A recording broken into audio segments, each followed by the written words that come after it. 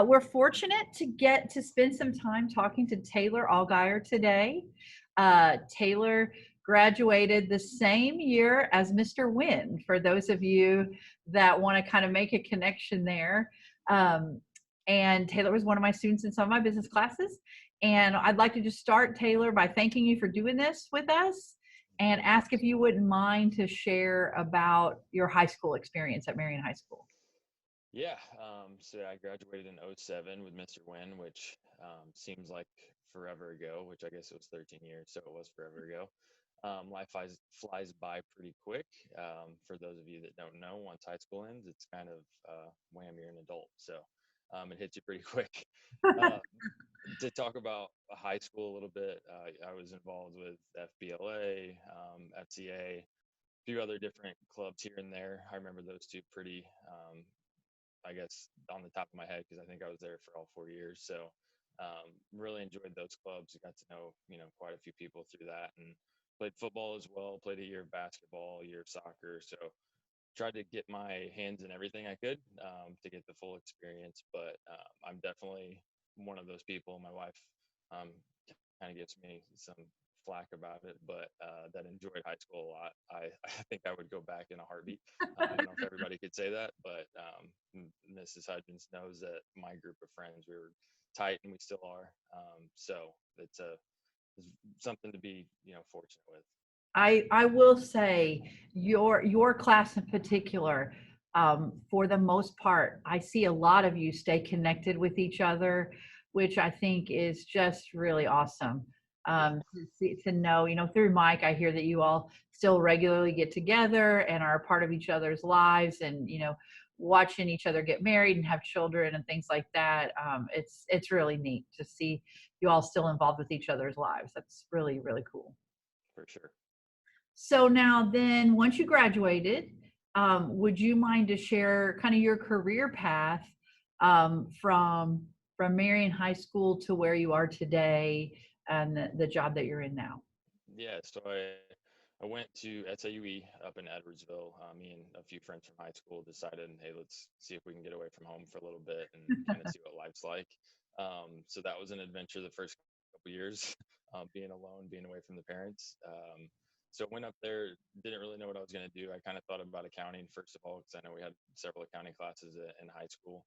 Um, as my priorities changed a little bit in college, I realized maybe I don't want to do this. Didn't want to go that route. So I actually flipped over to criminal justice, kind of took classes there. It was the investigative side of things, just the prison system, all that kind of interested me. So I thought, let's give it a shot, get a degree, and kind of go from there. So I did that. And then once I graduated, I was back in the same spot of what do I want to do with my life? So talking to my now wife, we met in college, she kind of convinced me to go to grad school.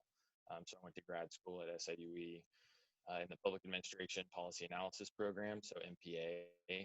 Did that for 2 years, and I think at that point maybe I'd finally grown up a little bit and decided I need to kind of focus on what I'm going to do the rest of my life. So got into that, and they had a focus in human resources. So human resources, that field somehow fit me. It just made sense from a business aspect, from a people aspect, all of it kind of tied together. So started focusing on that, got an internship at Busch Stadium. It wasn't with the Cardinals specifically, but it was with their retail group, their concession group. So we hired all the individuals that worked at Busch Stadium. So I did that for, I guess it was close to a year. And that kind of got me my startup into human resources. And then eventually went over to Gold's Gym, had an opportunity there, went on as a HR coordinator, worked myself up to manager, and then eventually to director of a region. So that happened in about 6 years. The moved us down to Tennessee and to Knoxville, Tennessee. Went through that for a while and kind of just decided I'm ready for another career change, and ended up coming on with Amazon. So I work for Amazon.com now in a fulfillment center down in Chattanooga, Tennessee. And I've been there, it'll be a year this coming summer. So that's where I'm at now as a human resources business partner. So that was a brief summary, I guess, of my journey to where I'm at now. Yeah, and that's really cool. To see, because I believe even the things that you studied in criminal justice would be very useful for human resources, because you're in both areas, you're thinking about why people do what they do, how they think, how they make choices and decisions. I mean, would that be Yeah, right? for sure. Yeah, there's definitely a psychology part of it to figure out kind of trends and why people do what they do, what motivates them. Because ultimately, when you're on the business side and the private sector, you want to motivate people to do their job, to come to work, and to act appropriately. So it's I definitely see a tie there, and I think that is kind of maybe what interested me as well, just that human element of things. So we just kind of tie the business side in as well. So definite correlation there. And I think there's also a point to be made for students. I think students feel a lot of pressure, like to know, like their whole life plan, like Mhm. this is what I'm going to do. And, this is the path I'm going to be on. But in talking to alumni, sometimes that path changes. But a lot of the name of the game is, can you work through the system? You got your degree and then you kind of started fine tuning that and got your master's. And I'm sure that Amazon wasn't like, "Oh, you have a degree in criminal justice," like not interested, because obviously you got that job. So I think it's important for students to realize it's more about your work ethic and attitude, and showing that you can, um, you Mhm. know, do what's expected of you. Yeah, I mean, I think a lot of positions or a lot of companies just look if you completed a degree some of the times. Like if you have a 4-year degree, no matter what that is in, they're willing to give you a chance. And I think it's about commitment at that point. Like, what are you committed to doing? And is your attendance good? Can you be dependable, et cetera? I think a lot of what through high school and through college, I can't remember what subjects you taught me in the fall of '06 or anything like that necessarily, but it's more of the path of how are you going to solve problems, what research are you going to do, and just kind of laying the foundation for the homework that you're going to have the rest of your life. Because once you get into management, you don't really stop working. It's problem solving day in and day out, reports due, et cetera. So it's just kind of building that muscle memory of getting through those tasks that I think is most important instead of focusing on one thing and becoming an expert. Absolutely. So what is a typical day like when we're not sheltering in place? What does a normal day look like for someone that's in HR with Amazon?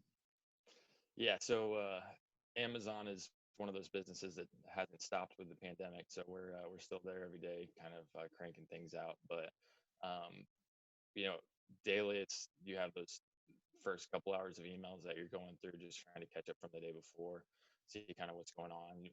Daily reports of just attendance, like what's our attendance last night, what is it going to be today? Because we have a very high volume of employees. We have about 1,200 employees just in the building that I work in. So for the most part, we need people there to get packages out the door. So going through reporting, et cetera, and then the rest of our day is pretty much based on employee relations. We're talking with the associates, we're seeing what we can do for them, they having any issues, it's their payroll issues, benefits. We're really just kind of the liaison between management and between the employee.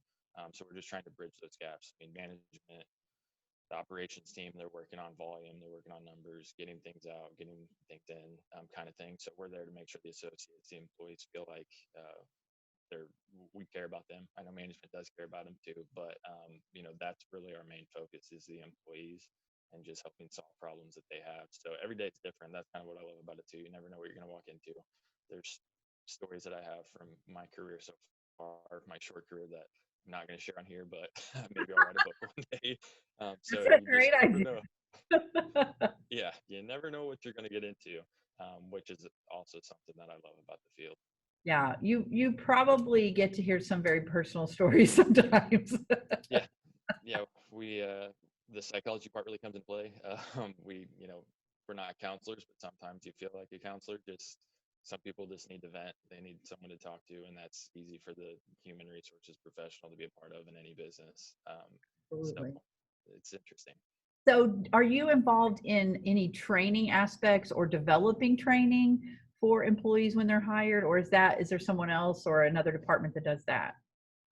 Yeah, so Amazon's very different than the rest of the world. I'm sure as everyone can assume, but to speak towards maybe Gold's Gym a little bit, it was much as a smaller company that um, there were a lot more tasks to be done from a generalist standpoint. So you have an HR generalist, and then you kind of have a specific task or like a benefits advisor or a learning trainer, etc.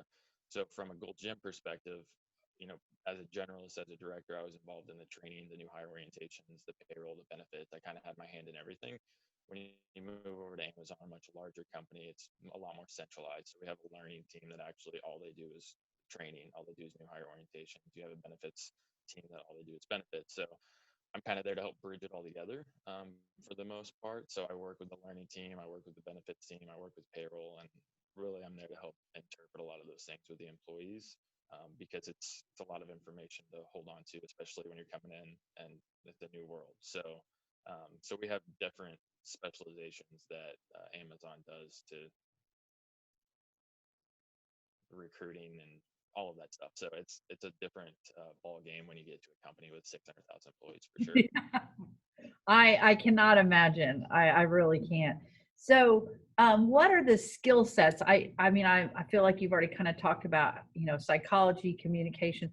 What are those skill sets that you think make someone in the HR profession stand out or advance? Um, I think a lot of it's confidentiality, dependability as well. There sometimes business can be like a high school, and that there's rumors around. There's people. There's trying to be popular. They're trying to keep to themselves. It's a social game a lot of times in different businesses. And as an HR professional, you really just have to be the level head and make sure you don't fall into any of those traps.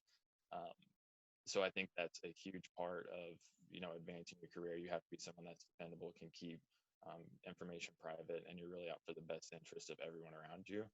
You can't be out for yourself, number one, because you're not going to get by in the HR world just trying to do your own thing. So the more you care and are compassionate about others, I think that's the big skill sets that you need, and everything else will kind of fall into place from a logistical standpoint. That's an interesting angle, thinking about the compassion that can be involved. I think that's good. And confidentiality, that hasn't been mentioned a lot in the conversations that I've had, but you're the first HR person I've talked to. So that is, Yeah, that makes sense. I mean, and yeah, that is something that is, I'm sure, very, very valuable. yeah. Um, Because so, go ahead. I was gonna say at the end of the day too, I feel like from an HR world, you're really there to protect the business and protect the employee. So in order to do that, you're gonna get a lot of information from the company side that you can't share with the outside world to keep the company safe. And then on the contrary, you have a lot of things that you're gonna hear from the employee side, from management side that you can't share because of the repercussions that you might have too. So it's a fine line that we walk for sure. Oh, I imagine. So, speaking from the HR perspective, I liked, and I didn't mention that I was going to ask this, but I always like to ask employers what makes a good employee, because I feel like I hear the same answer as like number one or two, but what are the things that make a good employee, someone that's going to get hired and going to keep their jobs? Um, for one, from the interview portion, I think that it's about building a memory with the people that are interviewing you. Everybody can kind of come in and say the same thing, walk through their college career, their resume, et cetera. But like, what did you do different than everybody else? What special project were you on? What did you help improve in another company in your school? Like finding that kind of one story that makes you stand out is going to be what really sparks the interest of the interviewee to hire you. So getting on board, I think, can be the toughest challenge sometimes when you're competing with hundreds of different people. I think once you get on board, getting done what you say you're going to get done is probably the most important thing. Don't overlook emails. You don't say, "Oh yeah, I heard about that. I forgot about it." Like you have to be dependable. You can't miss things over and over again. So doing what you say is probably the most important thing to me. And if you have struggles with it, we can get through it. Like if you don't know how to do it, but just don't forget about it, kind of thing. So that's pretty much the most important thing for me. The other part is probably just doing what you feel like is the right thing. It might not be the right thing, but at least if you're acting with your intuition and that you feel like it's going to be the best outcome, that's really all you can ask sometimes. So sometimes you got to just go for it, especially when you're in a fast-paced environment, in a fast-paced company. You just got to make a decision. I'd rather you make a decision that's wrong than just say, "No, not make one at all." So those are, I guess, a few things that really stand out to me. Dependability always comes up. It's always in the top two. Like show Yeah, up on time when you're supposed to be there. do what you said you would do. Uh, Mhm. so yes, again, that's just verified. And I think it's important for my students to hear that because sometimes in public education, we don't necessarily breed that. I mean, deadlines get extended. There's always a reason that we can allow students to turn late work in or not do work at all, and then it changes when they leave here. And so I don't think we always do them the best service. I get why we do it sometimes, but then I don't think they always have a good handle on what's happening Yeah. when they start a job. So like, oh, you can't be late for work. I know you're late for school every day, and there's little to no consequence for it. Yeah. I mean, yeah, they're going to get a detention. I shouldn't say there's no consequence, but it's not going to eliminate a paycheck for them. So the Yeah. stakes get higher, I guess I Build should say. build the habit now. Yeah, yeah, I don't remember being late in high school. I'm sure I was a few times, but you build the habit now because yeah, you're right. When you get to your profession, you lose your job. And there's no ands or buts about it. So the stakes are much absolutely. higher at that point. Yes. All right. Well, thank you for reinforcing that. And so I guess that kind of leads to our final question is any advice that you might have for a junior or senior in high school, or the advice that you would have, wish you would have known for yourself when you were a junior or senior in high school? I feel like it was probably nailed into my head 100 times by you included, but like you don't have to know what you're going to do when you're a junior and senior. I think that's a big stress that was on my mind, and I'm sure a lot of friends too of like, what am I going to do with my life? Well, when you're 16, 17, 18 years old, like you have a lot of life yet left.